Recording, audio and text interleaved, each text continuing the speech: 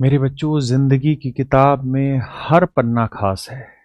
कभी खुशी तो कभी गम की मिठास है। जो समझते हैं इसका मतलब, उनके लिए हर पल एक नई शुरुआत है।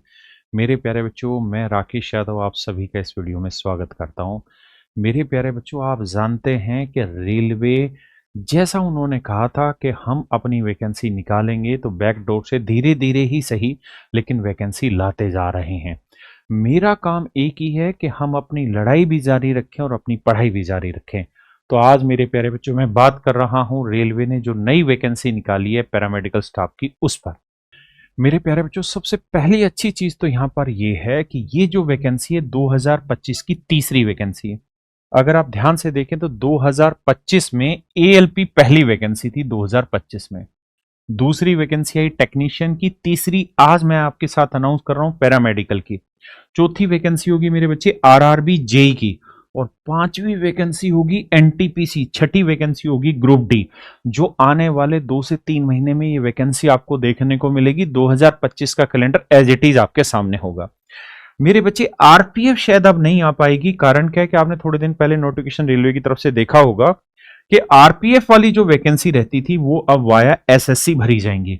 मेरे बच्चे, अगर इस मेडिकल की बात करें, पैरामेडिकल्स वैकेंसी जो 2025 में आई है, तो नर्सिंग सुपरिटेंडेंट की 272 वैकेंसी आई है, फार्मासिस्ट की 105 वैकेंसी आई है, हेल्थ एंड मलेरिया इंस्पेक्टर की मेरे बच्चे 33 वैकेंसी आई है, डायलिसिस टेक्नीशियन की 4 वैकेंसी है, ईसीजी की, लैब असिस्टेंट की, रेडियोलॉजी, और टोटल कुल मिला के 434 वैकेंसी आई हुई है।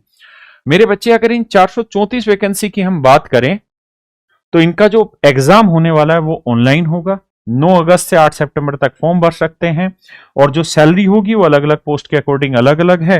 एज लिमिट मेरे बच्चे 18 से 35 साल है। मेरे बच्चे, नर्सिंग सुपरिटेंडेंट के लिए जीएनएम या बीएससी नर्सिंग चाहिए, फार्मासिस्ट के लिए डिग्री चाहिए फार्मेसी में, रेडियोलॉजी के लिए डिप्लोमा चाहिए, हेल्थ एंड मलेरिया इंस्पेक्टर के लिए बीएससी विद केमिस्ट्री चाहिए। मेरे बच्चे, ये बहुत सारे बच्चों के काम आ सकती है।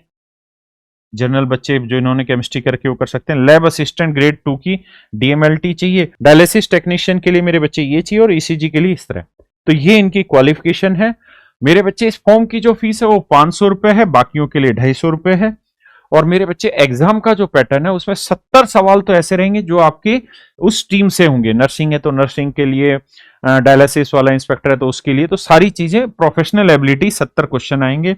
मेरे बच्चे, जनरल अवेयरनेस के 10 सवाल आएंगे, मैथ के, रीजनिंग के 10 सवाल आएंगे, और मेरे बच्चे साइंस के भी 10 सवाल आएंगे। कुल मिला के 100 सवाल होंगे, 100 नंबर के होंगे, और 90 मिनट का ही पेपर होगा। मेरे प्यारे बच्चों, ये वीडियो मैं क्यों लेके आया, उसके पीछे का उद्देश्य ये है कि मैं क्रोनोलॉजी समझा दूं। एएलपी टेक्नीशियन फार्मा मेडिकल आ चुका है, अब जेई की बारी, फिर एनटीपीसी ग्रुप डी की। देखिए, चाहे अनचाहे एक बात तो तय है कि 2025 का कैलेंडर फॉलो होने लग रहा है, 2025 की वैकेंसी आ रही है। और मेरे प्यारे बच्चों, बहुत जल्द आप सबके साथ मैं रेलवे के इतिहास की सबसे बड़ी क्रांति लेके आऊंगा अगले सप्ते में।